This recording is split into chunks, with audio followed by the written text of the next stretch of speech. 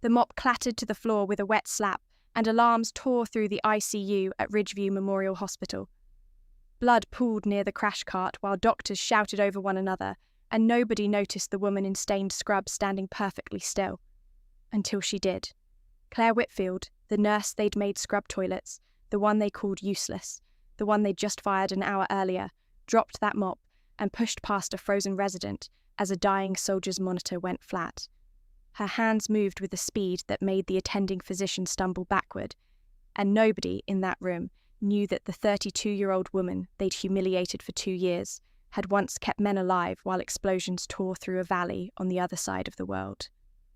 3 days later, when a full colonel walked into that same ICU and saluted the woman security had escorted out the front doors, every single person who had ever looked down on Claire Whitfield was going to understand they'd made the worst mistake of their careers. Before we go any further, stay with me till the end of this one. If it gets to you, hit that like button and tell me in the comments what city you're watching from. I love seeing how far these stories travel. The night shift at Ridgeview always started the same way for Claire, with whatever job nobody else wanted. The clock read 11:47 p.m. when head nurse Renee Dalton cornered her by the supply closet. "Room 14 needs a deep clean," Renee said, not glancing up from her tablet. "There's still blood on the walls from that car accident. I need it spotless before the inspectors come tomorrow. I already cleaned that room twice. Then you missed something." Renee's eyes finally lifted cold and flat. "Unless you think you're too good for cleaning duty now." The words landed the way they always did, a small, deliberate cut. Claire had absorbed 2 years of these, little reminders of exactly where she stood, which was nowhere. "I'll take care of it." "Good. And Dr. Voss wants the equipment room reorganised. He says it's a disaster." Renee turned to leave, then paused. "Oh, one more thing. Administration's rolling out efficiency standards next month. They're looking at staffing redundancies. Thought you should know." Claire's stomach tightened, but she kept her face still. "Thanks for the heads up. Just being transparent. We all need to prove our value around here." Claire stood there gripping the mop handle until her knuckles went white. 2 years of being treated like she could barely be trusted to push a broom. She'd survived worse than this. She kept telling herself that. Room 14 smelled like antiseptic with something metallic underneath. She found the blood spatter near the cardiac monitor, barely visible unless you knew where to look, and scrubbed it away with the kind of careful attention that used to mean the difference between life and infection, back in field hospitals where nothing was ever really clean.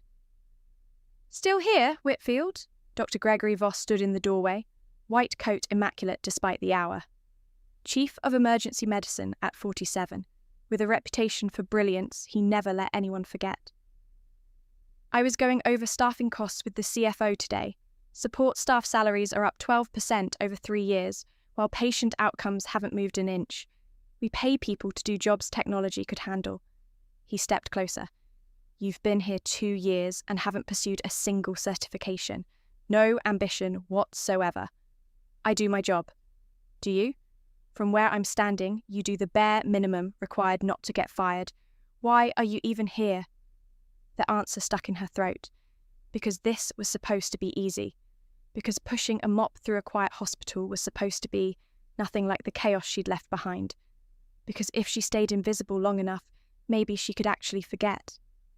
"I need the paycheck," she said finally. "Let's hope that's enough motivation to improve." He left without waiting for a reply. Her phone buzzed, a text from her landlord, "Rent's due Thursday." She checked her bank balance and felt her chest go tight. Between minimum wage and old student loans, she was barely scraping by. Around 4 a.m, raised voices spilled out of the main ICU. She normally avoided that unit. Renee had made it clear her presence was distracting. But something in the tone made her stop. "Somebody, page Dr. Voss again," a resident said, cracking. "I don't know what else to do." Claire moved toward the doors. Through the glass, she could see a cluster of staff around bed 7, monitors screaming. "Pressure's dropping, 80 over 40 and falling. Where the hell is Voss?" "Not answering his page. Dr. Ramsey's in surgery. We're on our own." Claire pushed through before her brain caught up with her body. The room went silent. What are you doing in here? Nicole Ferris, one of the ICU nurses, snapped. Get out, now! Claire ignored her, moving toward bed 7, scanning the monitors. The patient. Male, mid-20s, military uniform bagged beside the bed, massive trauma from a vehicle collision. The chest tube wasn't draining right. That was why his pressure kept falling. His chest tube's clogged, Claire said. You need to flush it or replace it now. That's not, the resident stammered. Who are you? Someone who knows what she's looking at. His lips are turning blue. How long's he been going downhill? About 10 minutes. 10 minutes is too long. You're going to lose him. Wait, Nicole grabbed her arm. You can't touch him. You're not authorized. You're not even a real nurse. He's dying. Then we'll wait for Dr. Voss. He'll be dead by then. The monitor's pitch changed, signaling cardiac instability. Something in Claire that had been asleep for 2 years opened its eyes. She'd walked away from this life, sworn she was done making these calls. But this kid wasn't going to die because she was too scared to be who she used to be. Everyone step back, she said quietly. Suction kit, 60cc syringe. The resident handed it over without a word. She worked fast, hands moving with muscle memory she'd tried for years to bury. She cleared the blockage, flushed the line. Fresh blood began collecting immediately. Pressure's coming up, the monitoring nurse said, surprised. 90/50, still climbing. That's when the doors burst open and Voss stormed in, furious. What the hell is going on? What is she doing in my ICU? His chest tube was blocked, Claire said evenly. He was crashing. You're not authorized to make clinical decisions. I saved him. Saved him. You violated every protocol we have. You could have killed this man. He grabbed her arm, pulling her back. You don't have the authority, the training, or the judgment. This is exactly why people like you don't make it into medical programs. Pressure's holding at 110/65, the monitoring nurse offered quietly. He's stable. Voss didn't look at her.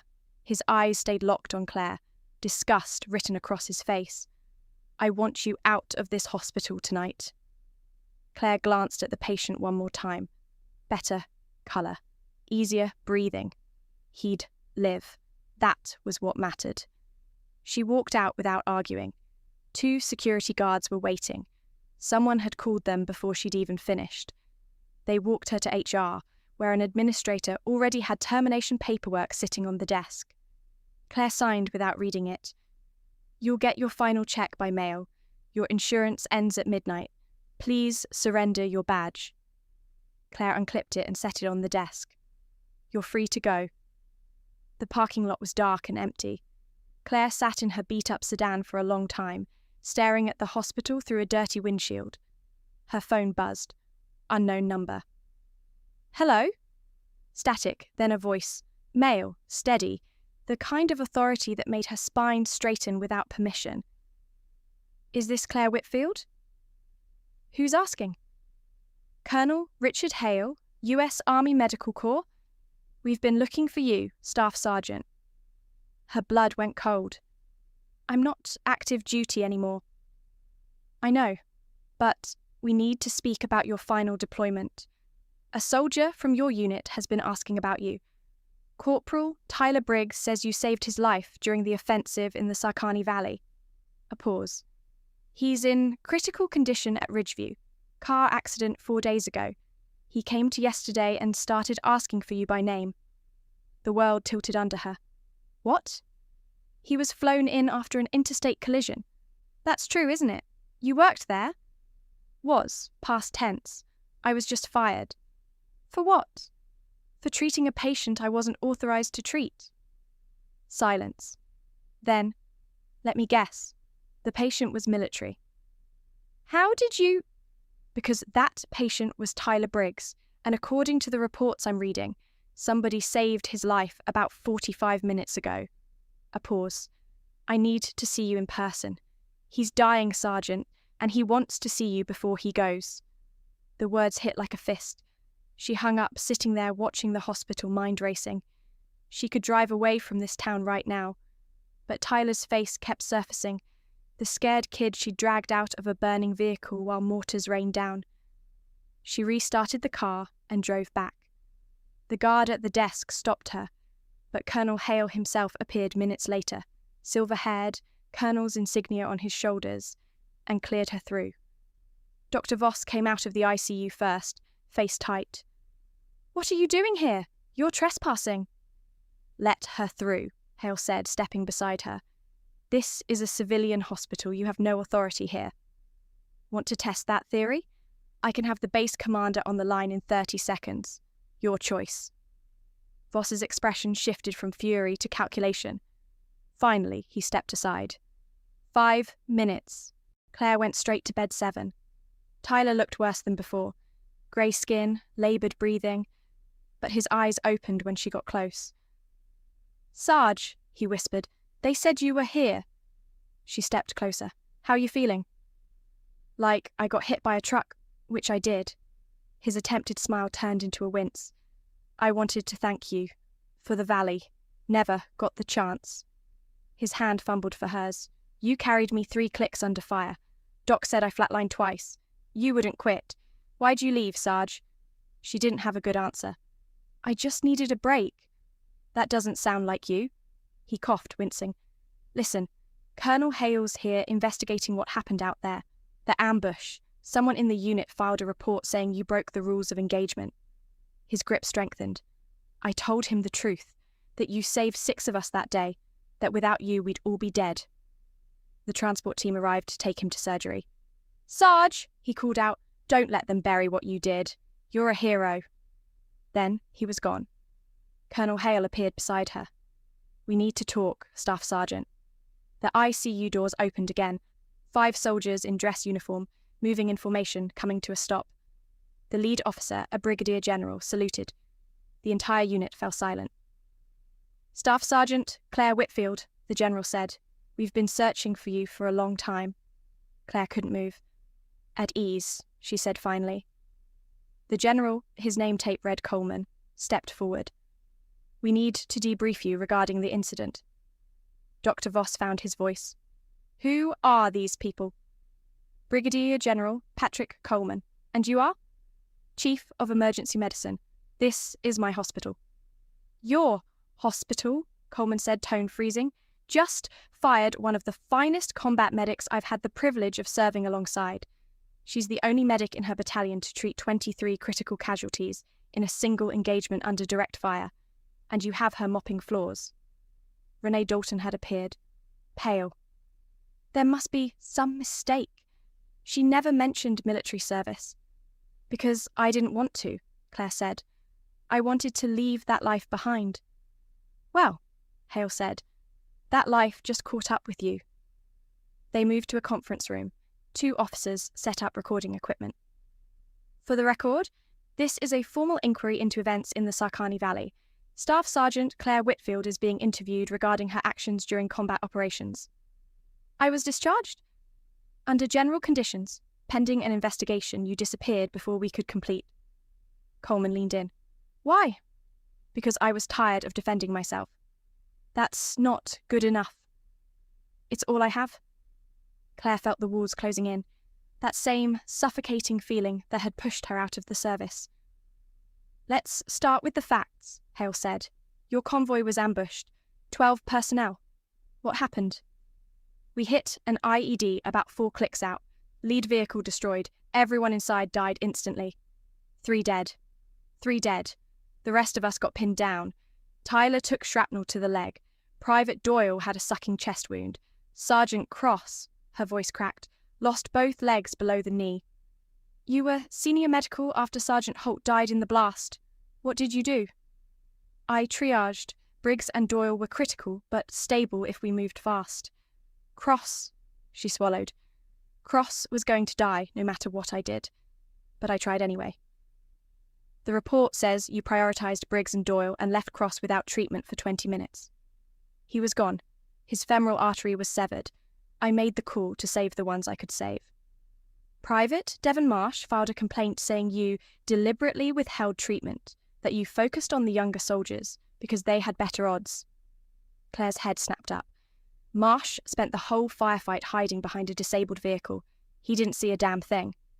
He claims you ordered him to help move Briggs, and when he refused, you threatened him.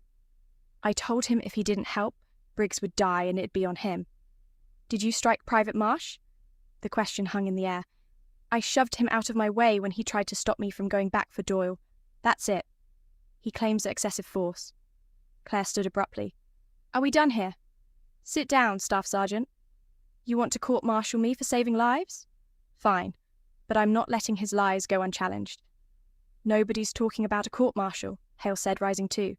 But there are gaps, like how you extracted 7 wounded soldiers through enemy fire without a single additional casualty, like how you kept Briggs alive for 90 minutes with a severed femoral artery, like how you cracked Doyle's chest in the back of a Humvee with no proper equipment. The memories crashed back.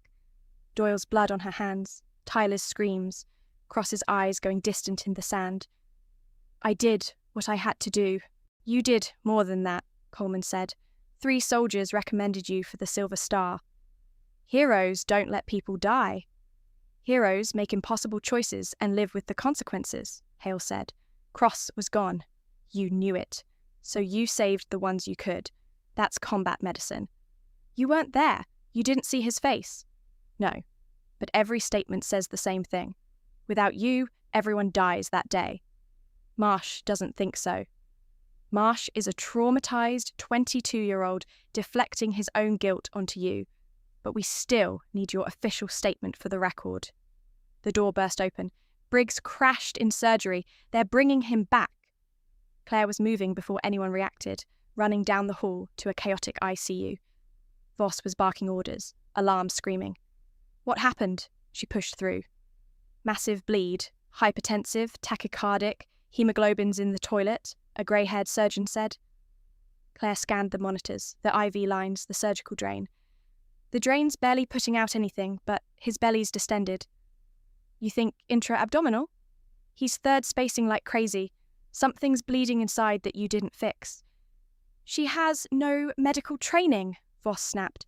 She just diagnosed a hemorrhage faster than you did, the surgeon, Dr. Owen Kessler, muttered. Get me an ultrasound now. He placed the probe on Tyler's abdomen.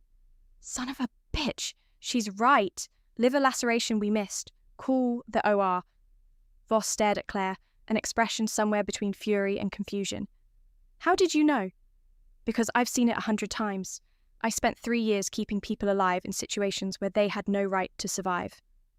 You're a medic. I was a medic, now I'm nobody. That's not true, General Coleman said, addressing the room. Staff Sergeant Whitfield has saved more lives under fire than most physicians treat in an entire career. But she applied to support staff, Renee said. No credentials listed. Because I didn't want to use them. Claire turned to face her. I wanted a quiet job where I didn't have to make life or death decisions anymore. But you're clearly capable of so much more. Being capable doesn't mean being willing. Her voice cracked. I left the military because I was done. For 2 years, I got what I wanted. Then, all of you made sure I remembered exactly how worthless I was. The room went silent. We didn't know, Nicole said quietly. You didn't ask? Claire looked around at all the faces that had dismissed her. None of you asked. You just decided I was nobody important. That's not fair, Renee started. Isn't it? You gave me the worst shifts, made sure I understood every day I didn't belong. Now, you're upset. It turns out I know what I'm doing. Voss found his voice. This doesn't change anything. You still violated protocol. I saved a man's life twice. Protocol exists for a reason. Protocol is why he almost died the first time. Claire stepped closer. Your residents don't know what they're doing. Your nurses are too scared to speak up. And you're so obsessed with hierarchy, you'd rather let people die than admit someone without a medical degree might know something you don't. She's right, Kessler said, returning from handing Tyler off. I've watched the culture in this hospital rot for 2 years. He turned to Claire. Where do you train? Combat medic school, then 3 deployments. Started an RN program after, but couldn't afford to finish. General, what would it take to get her credentials recognized? Kessler asked. A civilian employer willing to sponsor a bridge program, Coleman said, and someone willing to fight the bureaucracy. The hospital has a bridge partnership with the university, Renee offered. But she's not support staff, Kessler cut her off. She's fired, Voss snapped. I unfire her, Kessler said.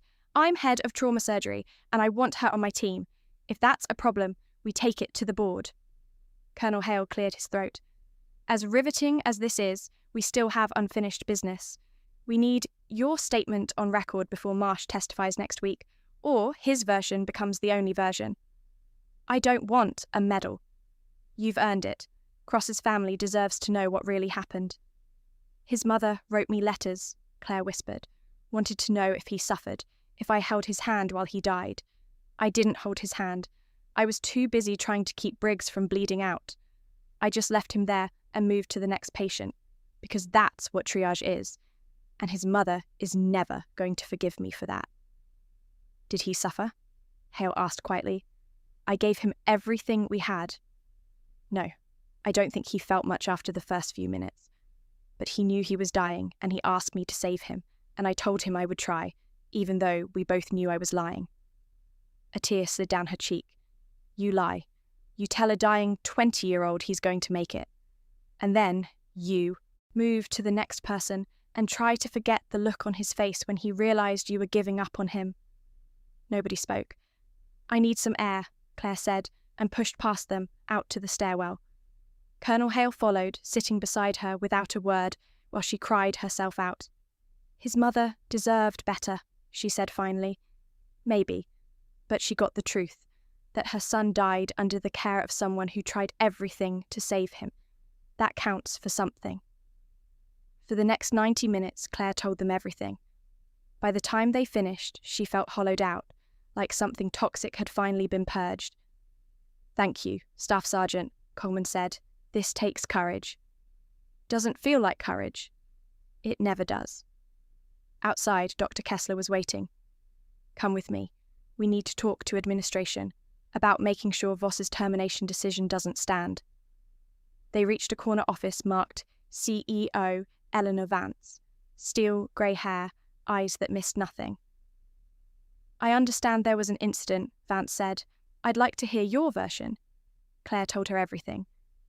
And you have military medical training? Vance asked when she finished. Combat medic, no civilian credentials. Yet. Vance pulled a folder.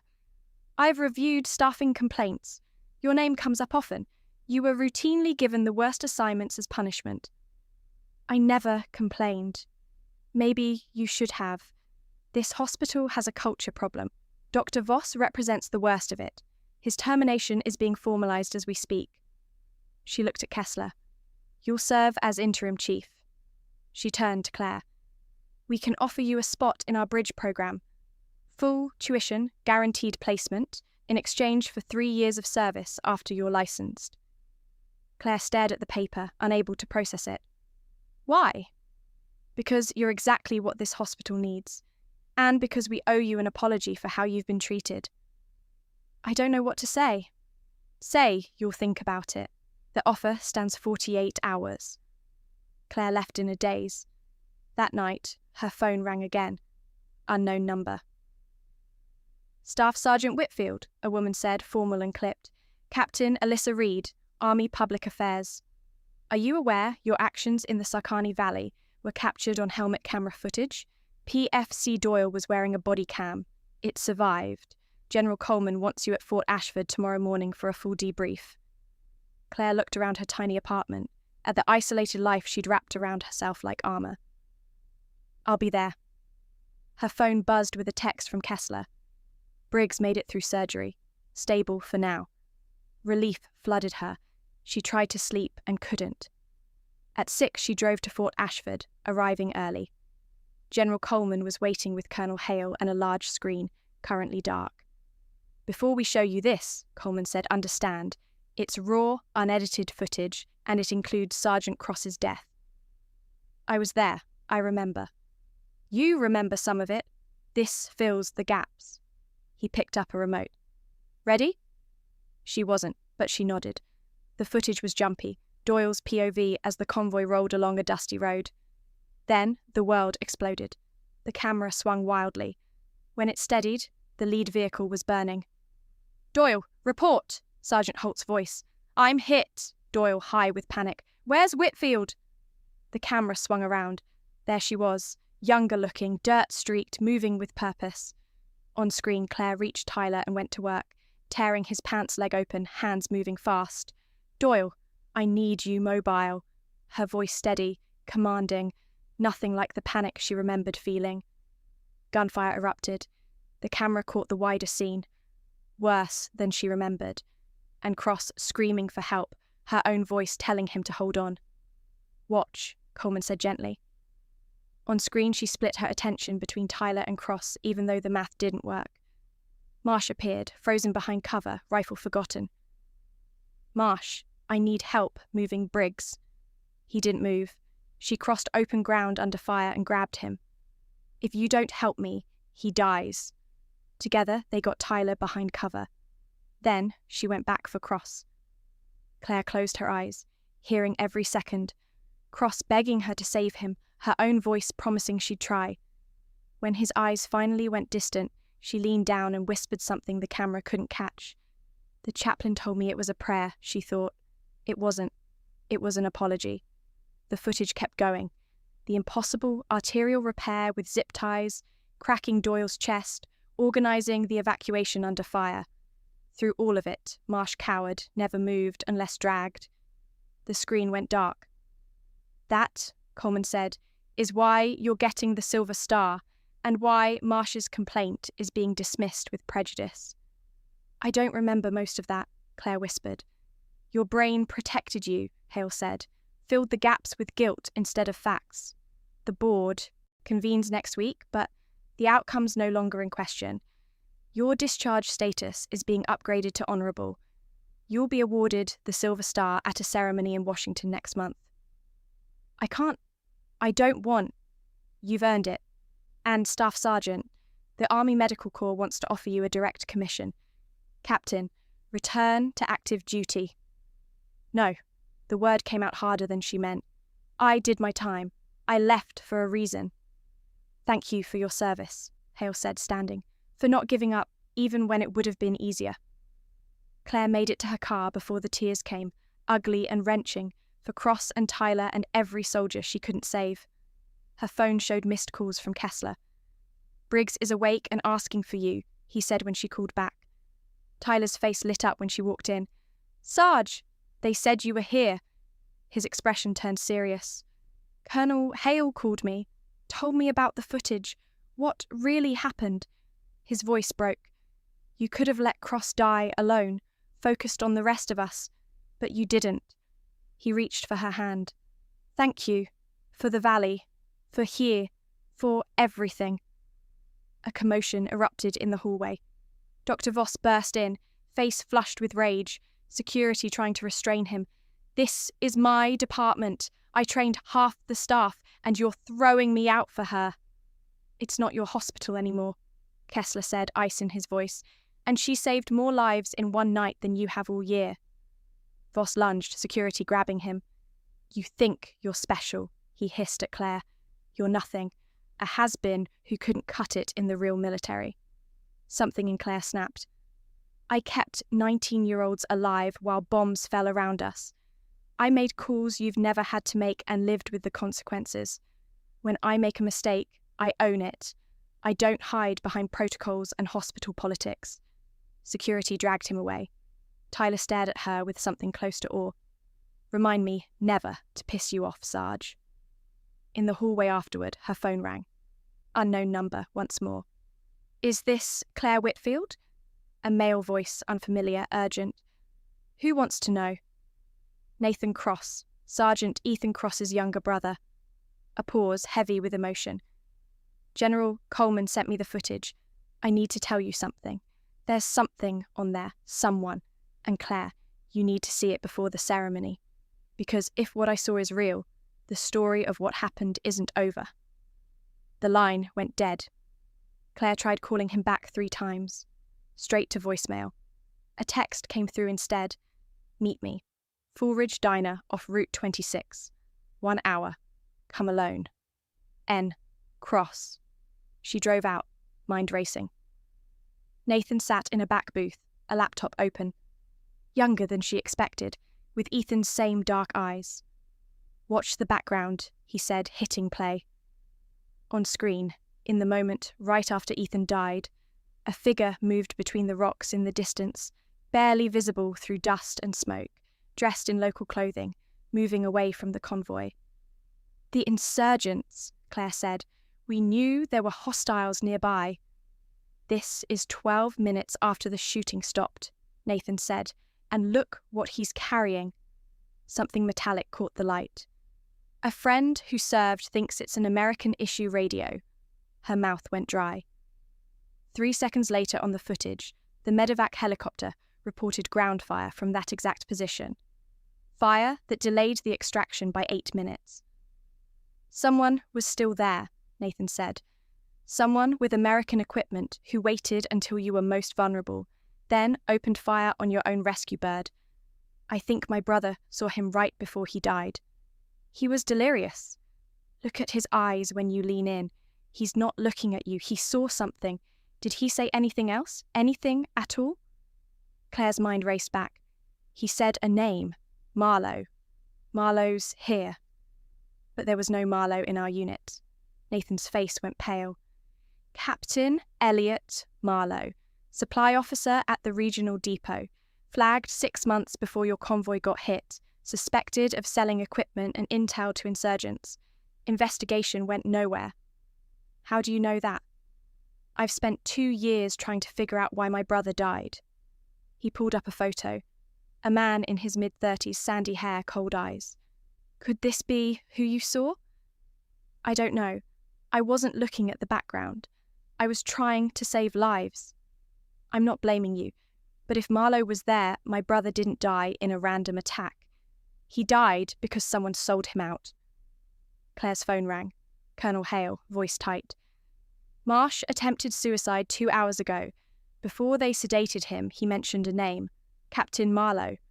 What the hell is going on?" "I think we found something the Army doesn't want found." "Get to Fort Ashford. Now."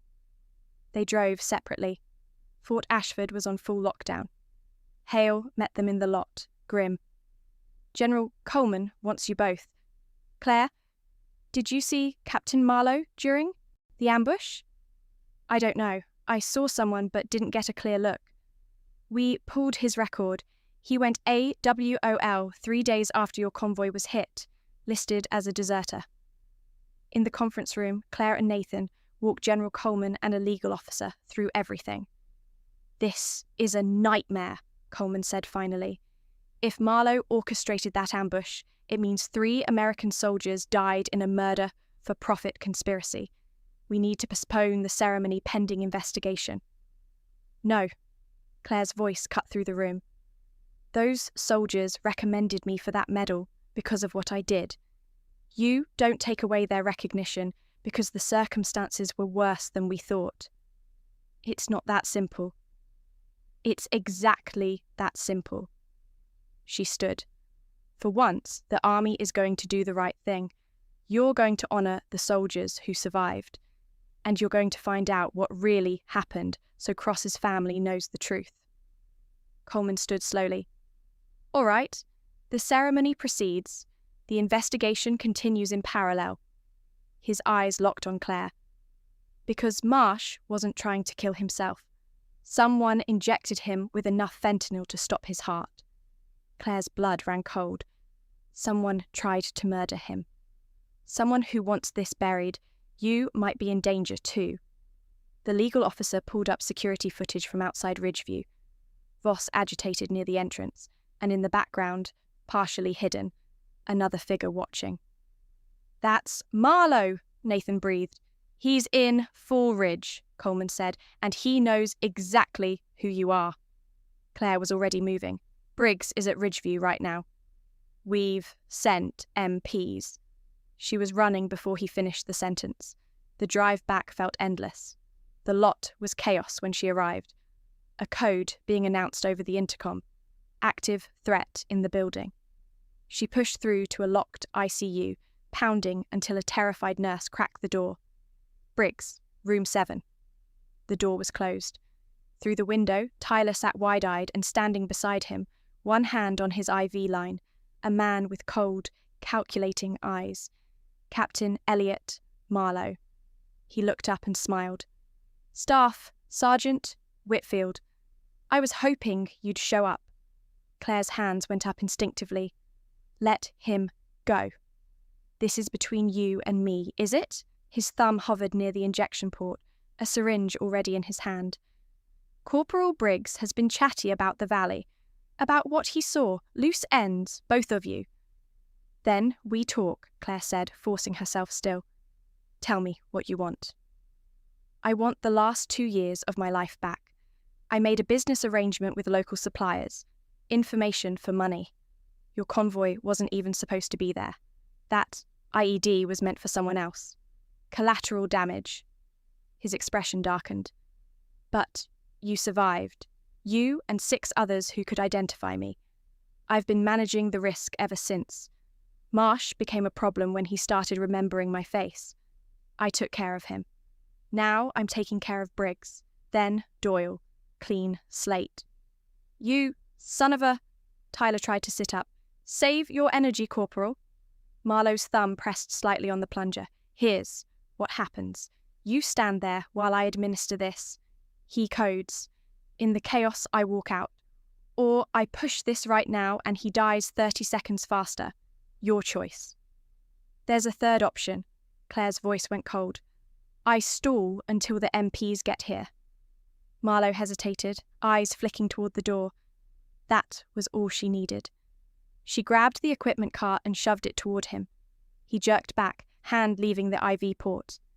She closed the distance in 3 strides, grabbed his wrist and twisted. He grunted, but didn't drop the syringe, his free hand coming up at her throat. She blocked, drove her knee into his ribs.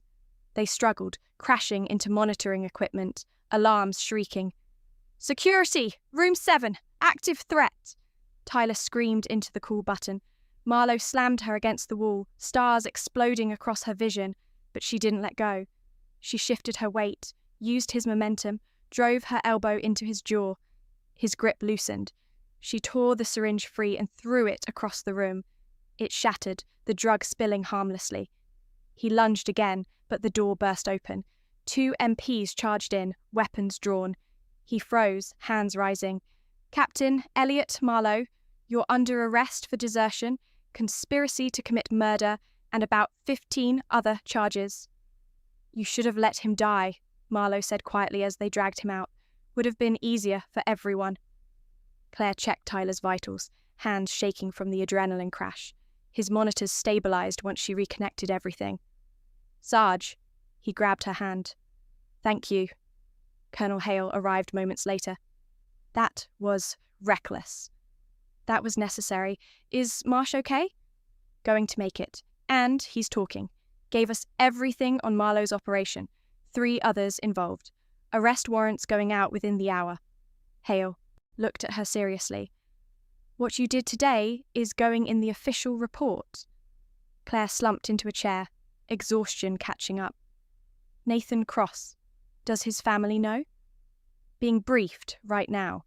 The official story's being rewritten.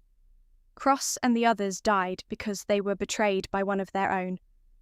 Dr. Kessler appeared, harried. Are you sure you still want the bridge program spot? There's going to be scrutiny now.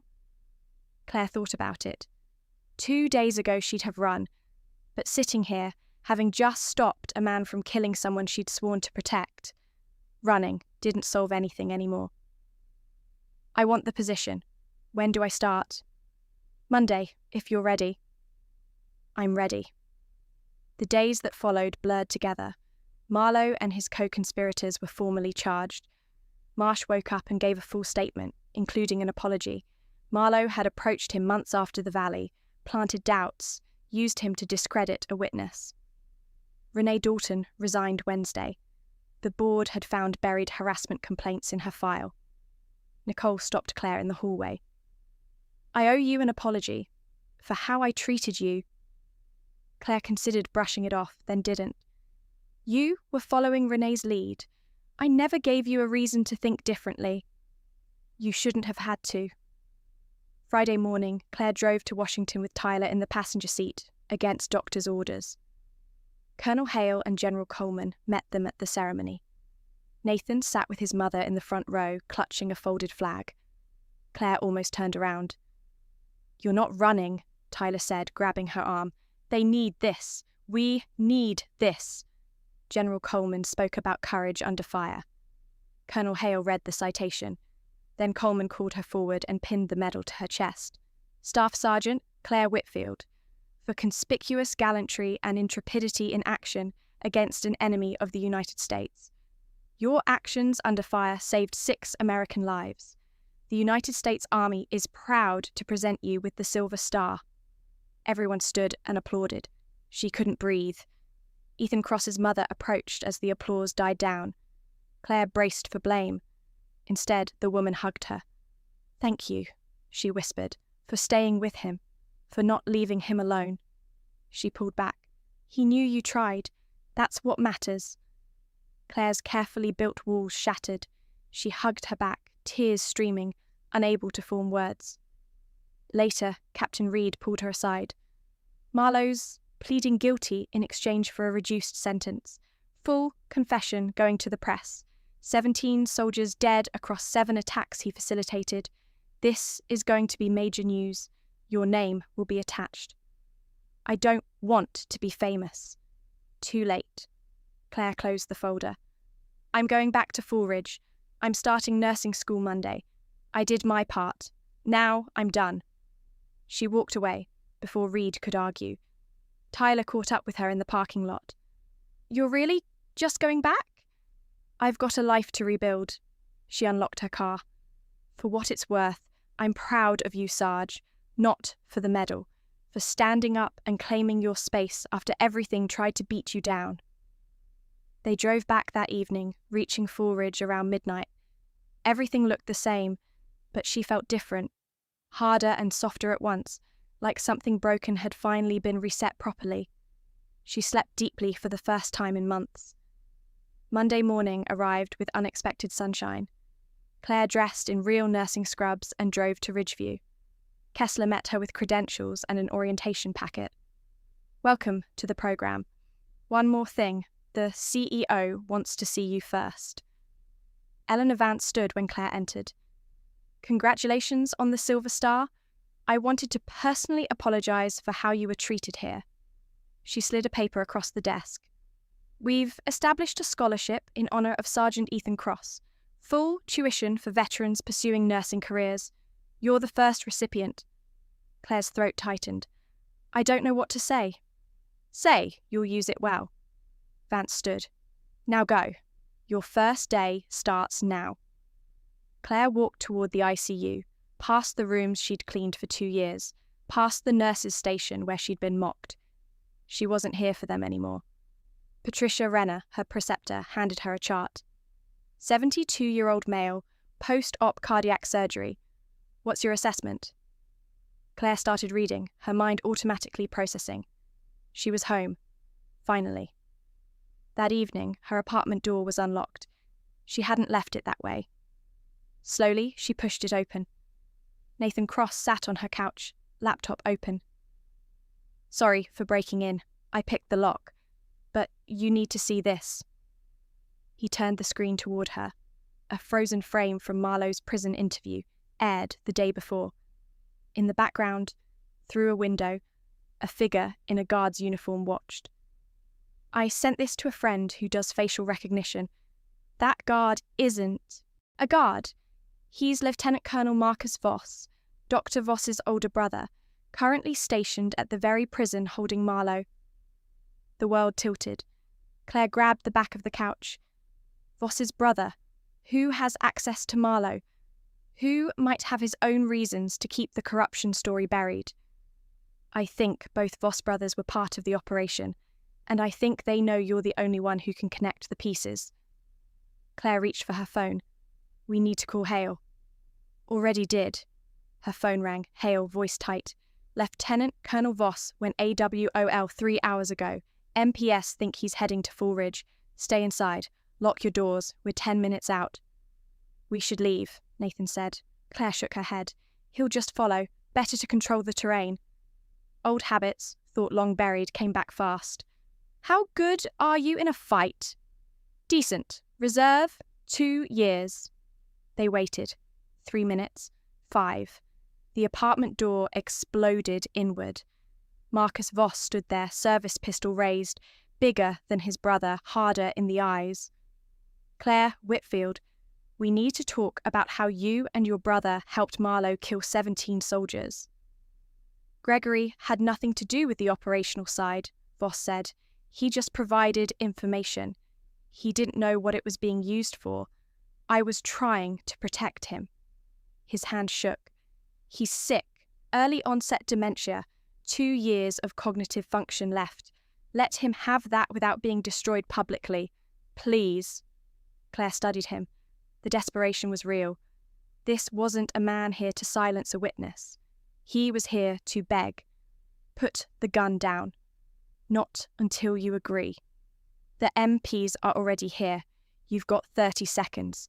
Put it down and let's talk like people instead of combatants. For a long moment he didn't move. Then, slowly, he lowered the pistol. Nathan kicked it away. Heavy footsteps thundered in the hallway, and MPs flooded through what was left of the door, cuffing him in seconds. Colonel Hale entered behind them. Claire, you all right? He wasn't here to hurt anyone. He was here to protect his brother. She looked down at Voss on the floor. Dr. Voss is sick. Prosecuting him publicly accomplishes nothing except hurting his family. You're saying, let it go. I'm saying, focus on the people who are still a threat. Marlowe's confessed. Marcus just surrendered. Whatever network existed, it's broken. She met Hale's eyes. Justice doesn't always mean maximum punishment. Sometimes it means knowing when enough is enough. That's unexpectedly merciful. I'm tired of carrying rage around. It's heavy. She looked at the destroyed apartment. I want my life back. Hale nodded slowly, then looked at Voss. If Staff Sergeant Whitfield declines to press additional charges for the weapon, that reduces your exposure significantly. Voss's eyes met Claire's, shock and gratitude on his face. Why? Because you love your brother. I understand that. Her voice was steady. But if I ever see you again, if you ever come near me or anyone I care about, I won't be merciful twice. Clear. Crystal. Thank you. The MPs removed him. Nathan gave his statement to another officer. Hale pulled Claire aside. That was well handled. Most people haven't learned that revenge doesn't fix anything. It just creates new wounds. Claire sat down on what was left of her couch and let out a long breath. 2 years of invisibility, 1 impossible week, and somehow she'd come out the other side still standing. Not the same woman who'd walked into that hospital with a mop bucket, but someone closer to who she used to be before the valley took so much from her. Someone who'd finally stopped running long enough to let people see her. And for the first time in a very long while, that felt like enough. Claire's 2 years of accepting menial, demeaning work at Ridgeview, despite being a decorated combat medic, illustrates a documented pattern among trauma survivors. Self-punishment through voluntary diminishment, where a person unconsciously seeks environments that mirror or validate an internal and often distorted sense of guilt, in her case tied specifically to Sergeant Cross's death. Her instantaneous, expert intervention on Tyler Briggs's chest tube demonstrates that trauma had frozen her identity, not her competence. A critical distinction in clinical psychology, since it shows dissociation and avoidance can mask a skill set that remains fully intact underneath. The hospital's culture of scapegoating her, Dr. Voss's contempt, Renee's punitive scheduling, the staff's casual dismissal, models institutional othering, where an organization's hierarchy displaces its own dysfunction onto its most powerless member rather than confronting systemic failures like burnout, understaffing, or poor leadership. The helmet cam footage functions as a textbook example of trauma-distorted memory correction. Claire's guilt had rewritten the Valley ambush into a story of personal failure, and only external, objective evidence could dislodge a self-blame narrative that had calcified over 2 years. Finally, her decision to show mercy to Marcus Voss rather than pursue maximum punishment, paired with her closing reflection that she'd stopped running long enough to let people see her, reflects a mature post-traumatic integration. She no longer needs vindication or revenge to feel whole, only the freedom to stop performing invisibility. Drawing on these lessons, here's what I'd suggest to viewers as someone who studies human behavior and personal growth. 1. Notice when you're punishing yourself. If guilt or past trauma has you unconsciously staying in environments where you feel you deserve to be treated poorly, a bad job, a disrespectful relationship, a role where you're constantly diminished, that isn't a coincidence. It's often a trauma response. Naming it is the first step toward changing it. 2. Your skill doesn't disappear, it just freezes. As we see in Claire's story, trauma can freeze your identity and confidence without erasing the competence underneath. Instead of telling yourself, "I'm not who I used to be," try telling yourself, "That skill is still there, waiting for the right moment to surface." 3. Your memory can lie to you. Under extreme trauma, the brain often reconstructs events through the lens of guilt and fear rather than what actually happened. If you find yourself carrying disproportionate blame for something in your past, revisiting that memory with support, a trusted friend, journaling, or professional guidance can help correct the distorted narrative. 4. Don't stay silent about institutional or systemic mistreatment. If a system, a workplace, a family, a relationship, keeps making you the scapegoat, that's usually the system projecting its own unresolved dysfunction onto you. It's rarely a reflection of your inadequacy. 5. Real healing comes from freedom, not revenge. This is the strongest message in Claire's story. You don't have to make everyone answer for your pain, and you don't need external validation to feel whole. Sometimes, the healthiest choice is simply to let go of the anger and reclaim your own life.